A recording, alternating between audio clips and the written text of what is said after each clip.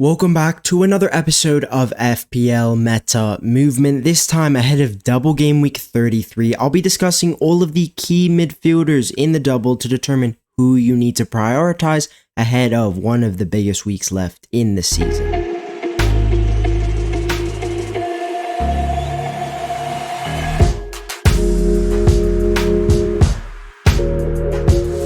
Before we sink our teeth into my midfielder meta, let's take a quick look at this week's sleeper selection in the form of Mikel Merino. He's currently priced at 6.1 million, which is pretty affordable in today's economy, and his ownership's hovering in and around 3%. That's pretty low, considering he's basically become Mikel Arteta's number 9 for the rest of the season. Since stepping into that striker role, only Salah and Omar Marmoush have more goals than Merino. He's adapted to the position brilliantly, racking up 7 goal involvements in 14 starts, also snatching a few bonus points along the way. Now, if we check his non-penalty XGI per 90, it's not the most exciting. He ranks 40th amongst all FPL midfielders, but here's where it gets interesting, guys. When we look at his post-shot XG, which measures finishing quality, Merino's averaging 0.43 in that metric, and that ranks inside the top 5 for midfielders. In fact, when it comes to shot execution, he's number 1 out of all midfielders in FPL. And that tells us Merino is finishing his chances really, really well. Arsenal's attack is still one of the best in the league, easily top 4 this season. So by picking Merino, you're investing in a very strong attacking setup, and you're getting an out-of-position midfielder, just like Richarlison last season when he had that hot streak during, I think it was December, January. So those are a few reasons to why I'm such a big fan of Merino in FPL right now. There are a few concerns around his expected minutes. He was benched against Brentford, but before that, he played the full 90 minutes, 6 games in a row in the Premier League. I see him as Mikel Arteta's first choice number 9, but look, I can't guarantee he'll start both games in the double. Worst case, he gets 1 start and some minutes off the bench, and for me, there's still huge upside there if you're getting those kind of minutes for an out-of-position midfielder at this price point. If you've got an Arsenal slot open, keep an eye on Mikel Merino in the Champions League this week. He could easily do what Havertz did in Arsenal's double last season. Into the midfielder meta, and this week we're really honing in on the double. This is going to be the biggest double of the season, so nailing your midfielder spots is going to be essential if you're looking for a fat green arrow rank-wise. Now, players are separated by price bracket and ranked from top to bottom in order of preference. Players with a green footy icon are on pens for their clubs, and players with the green sneaker icon have significant set piece share for their teams as well. First up in the premium bracket is Mo Salah. He's the only midfielder here with a single fixture, but that fixture is away to Leicester, a promoted side. I'm on free hit this week, so I could chase by selling Salah, going for the extra fixture, going for another doubler there, but I think I'm just going to hold him because, look, he's punished sellers before, and if you look at his record against promoted teams away from home this season, 14 points away to Ipswich, 13 away to Southampton, I'd absolutely hate to sell him and watch him haul again. So for me, I'm keeping him, and I'd recommend all of you to keep Mo in your team no matter what your strategy is this week because the fixture is just so good. Now, next, Bukayo Saka. Since returning from injury, game weeks 30 to 32, he has yet to start a Premier League match. But I do expect him to start at least 1 in the double because the spacing is a little bit better. There's no Champions League risk for rotation there. And most likely, I think the game he gets is probably a Crystal Palace game. There is a chance Nwaneri gets another start, and I'm thinking that start's probably coming in the Ipswich game, considering it is a promoted team fixture. If Saka plays the full 90 away to Real Madrid in the midweek, I highly doubt he'll start against Ipswich on Sunday. I just don't see it. With only 1 predicted start, I think it's reasonable to consider going without Bukayo Saka if you don't already own him. Some managers might still captain him with 1 start, but I'm not one of them. If I'm not confident in 2 starts, I won't risk the armband, and potentially I won't even own him on my free hit if I don't think he's getting 2 starts. Now, let's talk about the Manchester City premiums. We just got news today that Phil Foden will be fit for Everton this weekend.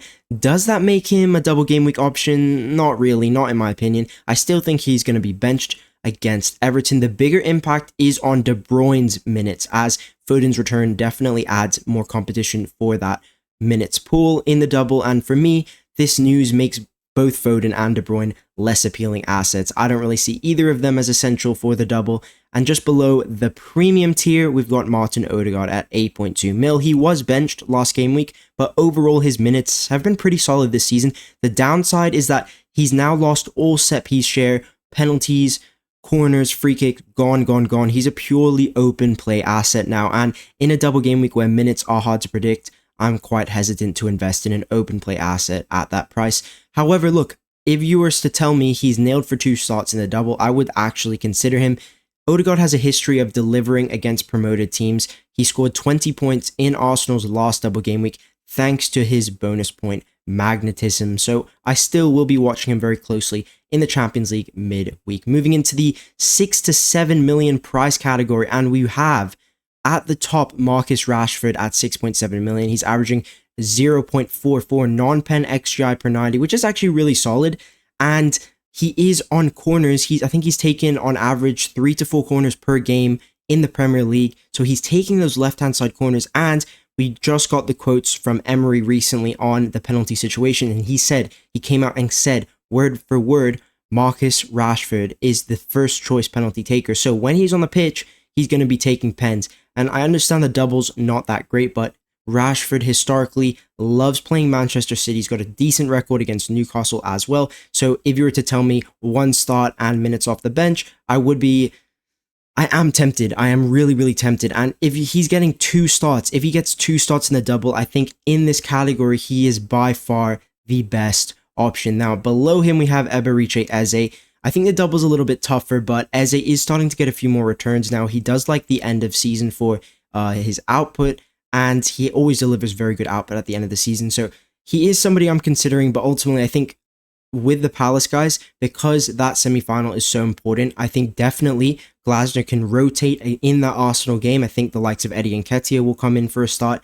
So I'm not too hot on him, but I think in this price point, I think you're likely to get 2 starts, which is something that I can't say for the likes of Mikel Merino for sure. I can't say that for Savinho. I can't say that for Martinelli, Trossard, Asensio, or Doku. So minutes-wise, I think Eze is up there, and because he's so strong in that facet, he really rises in my meta movement. Now, Merino, Martinelli, Trossard, Rice. We got 4 Arsenal midfielders in this price category. I think Rice is somebody I'd consider just because he is on that side of the set pieces, on the corners, the right-hand side or left-hand side, whatever it is. But ultimately, Gabriel's injured. So how much am I going to value Arsenal set pieces right now? I understand that it's more of the system rather than Gabriel, but still, I think their biggest threat is out, and that would probably push me away from Rice. Only 8 returns for the season, 0.3 non-pen XGI per 90. So for me, I'm kind of looking elsewhere. I'm considering Martinelli, considering Trossard, but ultimately I cannot decide on that Arsenal pick, and I cannot tell you who's better or not until we see what the minutes are like on Wednesday in that Champions League game. Now, Doku, I think, unfortunately, he's just gotten too many benchings, and I can't consider him because I don't think he's getting 2 starts in the double. Let's see what the predicted lineups are looking like at the end of the week. And then we have finally the sub 6 million price category, and here's the number. And finally, we have that sub 6 million price category, and of course, Morgan Rogers is absolutely nailed on. He's locked in my free hit. He's one of the most locked players as long as he comes through fit from that Champions League second leg against PSG.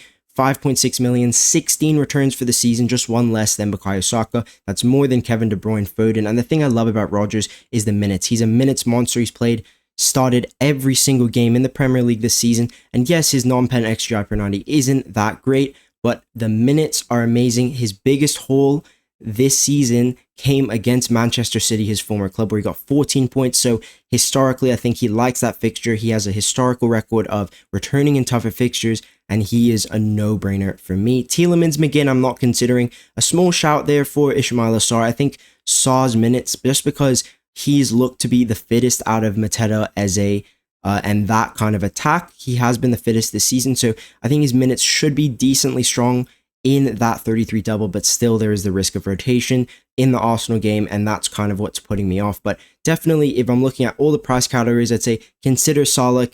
Obviously don't consider Salah. Have Salah. Consider Saka, De Bruyne. Do not consider Foden, but I am worried about those 2 premiums minutes. Odegaard, let's see what the minutes are looking like for all of Odegaard and the Arsenal assets. Then I think Rashford, definitely consider him depending on how many minutes he gets in the Champions League.